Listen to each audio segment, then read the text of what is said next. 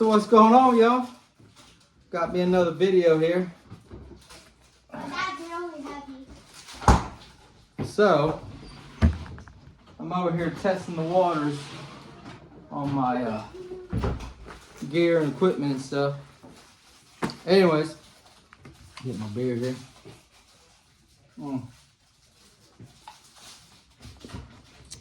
don't know if y'all ever had this one, but it's a White Ale beer here.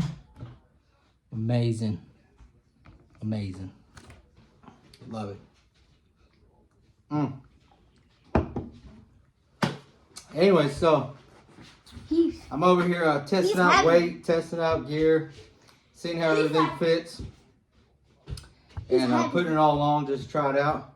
But I'm actually going to take this whole setup here and go backpacking, go down the trail and the hiking trails, and go hiking with it and try to see, just see how everything does.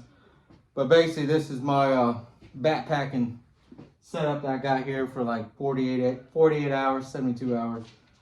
And just do a little walkthrough. But anyways, this is my waist pack that I've shown before by War and Fire. And then my 3B Gear Redline Series pack here. And then I got some other stuff on here too, as far as weight that I'm going to have on for the winter time here to go backpacking with.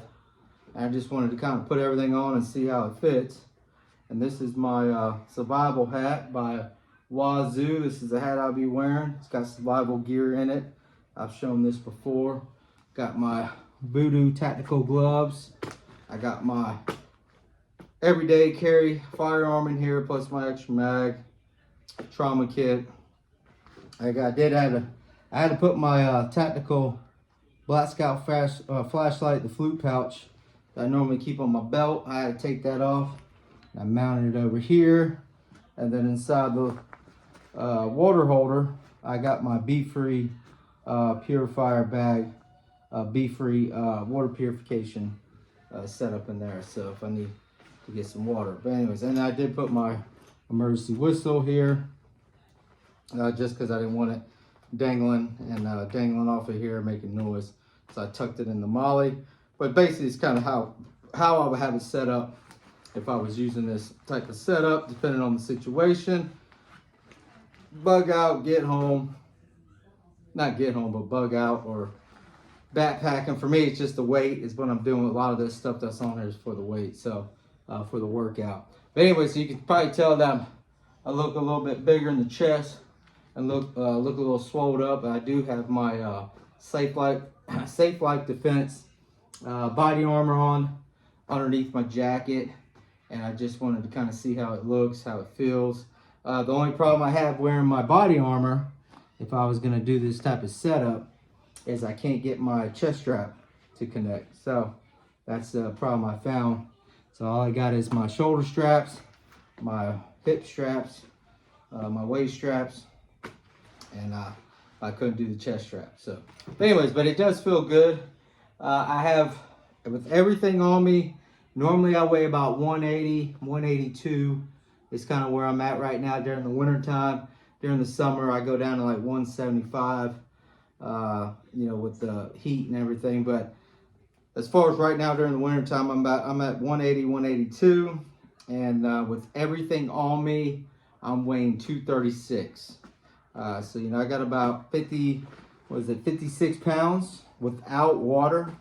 So I don't have any water in this bag, in this kit. I do have water containers, ways to purify water, and have all that on me, but I don't have any water on me. So having water on me, I'm probably going to be definitely having at least 60 pounds, 65 pounds with water, as far as what I'll be carrying. And that's everything from my EDC, everything I carry on me every day, the clothes that I would be wearing, which is exactly what I would have on, my hat, pack, the vest. The vest is a big one. So, but anyways, but I did that video before with my kids and I going hiking, and I had my get home bag, just my get home bag on, and carrying my daughter on there, I was carrying about 60 pounds. is what I was carrying on my shoulders with my backpack. So where I'm at right now is pretty much is what I was, doing then.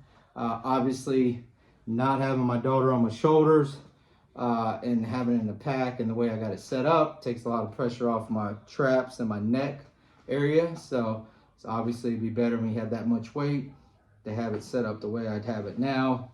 But as far as the weight goes, I got about the same thing I had on that day. Was I able to do it? Yes. Could I do it for a long period of time? No, I have to take breaks with her being on my neck and on my traps on my shoulders there. It put a lot of pressure on my neck. But as far as this setup goes, I could go, all day like this and keep moving and not have any problems. But adding water in here, I'm gonna have more weight, which is gonna, put more pressure on my shoulders. I have a lot of the weight on my hips right now, but when you're hiking, you go back and forth. You go from your hips, you go to your shoulders, and swap back and forth and relieve some of that pressure off, of your body. The more you're hiking, one area gets tired, put more weight on the other. So anyways, but that's just a whole part of backpacking. But that was the only thing I didn't like about the whistle being here as far as coming out. I try to keep the MOLLE holding it down so it's not flopping everywhere. But I couldn't, normally I keep the whistle here if I didn't have my vest on. My emergency whistle's here with a carabiner clipped on in here. That way I can get to and blow it, but being that I got the vest on, I'm not able to do that. So that's why I had to move it. And I just wanted to put it in the area that I could put it and use it and have it in there. But anyways, guys, this is the setup I have for backpacking, but also I was wanting to put everything together, and I was just watching Survival Outpost. He just did a short video talking about how to layer, with your pack, and him being in the military and having those layer systems with your gear and be able to add on to your pack. You can't always put everything into a backpack that you're gonna be able to fit everything that you want. And him being in the service and being in the military, one thing he was taught is, the whole layering part, having the different mollies and the different pouches and stuff that you can add on to, have everything that you need. And that's one of the reasons why I went with this Warren Fire waist pack, is because this was going to be my EDC, even at camp. When my pack's there with the tent, everything's set up, I will always have this waist pack on me with everything, all my EDC items, trauma, all my trauma medical supplies, water, waste purified water, and my EDC stuff that I would normally have will be in here. And that's why I did this, so I can have that. So that was one of the reasons why I did that. And then having the pouches on the side, as far as MOLLE and all that goes, that's why I did that. And I've already showed all this stuff what's in here. I do got my one-person tent down here at the bottom. Everything's secure, strapped on, ready to go. The only thing I'm missing right now is my walking stick, which is actually a survival stick. It has a bunch of survival gear in it. But my walking stick I would definitely have with me, because that goes with my one-person tent that I would use to mount it up, put it up, and then put the stakes in the ground. So the only thing I'm missing is my walking stick. But just to show you, 56 pounds is what this is right here. And as far as moving, and then getting around, be able to move with it. Oh, damn. Boy, I'm feeling good with this one, but it feels good. It's not bad. But with water, I'm looking at more weight, but something definitely I can handle and feel good. So anyways, not bad. Not bad. I like it. But I wanted to try it with the vest on, because if this was not a bug out, but let's say if I had to get to point A to point B, it's going to take me a certain amount of time. Obviously, I would go through my pack here and get rid of some gear that I wouldn't need, depending on the situation. But let's say, for example, there was a family member or somebody that's in trouble, they need help, and they need me to get from where I'm at to their house, and it's going to take me 2 days. let's say 24 hours to get there at the longest. Obviously, I'm gonna be ditching a lot of food and supplies that I have in here for 72 hours, 48 hours. I'm gonna be taking stuff out because I won't need it. And so that's gonna cut weight there. Plus the water, only take a certain amount of water. I think water would be more important to me in a 24-hour period than food. So I would take the minimum on food and just enough, and then make sure I got plenty of water, and then ways to purify. But definitely be taking my EDC.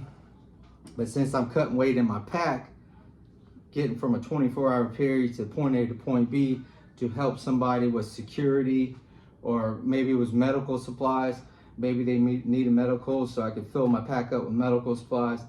Just keep the tent, but just depending on the situation, get rid of what I don't need and keep what I need. So, if I'm bringing medical supplies, I want to make sure I got plenty of gear or plenty of room to put medical supplies in.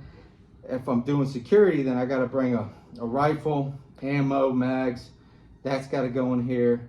Plus, my fire, my sidearm, and all that stuff. So, depending on the situation, determines on what I would need to bring. I think that's the thing with a lot of these packs that we put together. A lot of people think about bugging out or bugging in, but really, when you're putting packs together or kits together, it depends on what it's for, what the situation is. If somebody needs help for medical, then obviously I'm gonna be taking a lot of medical to get from here to there. If it's security, take what I need for that. And communication, comms, they need so it all depends. There's no telling what it could be, but you have to set your pack up, set your kits up for that situation, and then that determines how much weight, what you're bringing, and what you're gonna have with you. So it's just kind of one of those things you just kind of go through and think about the different situations and what will happen.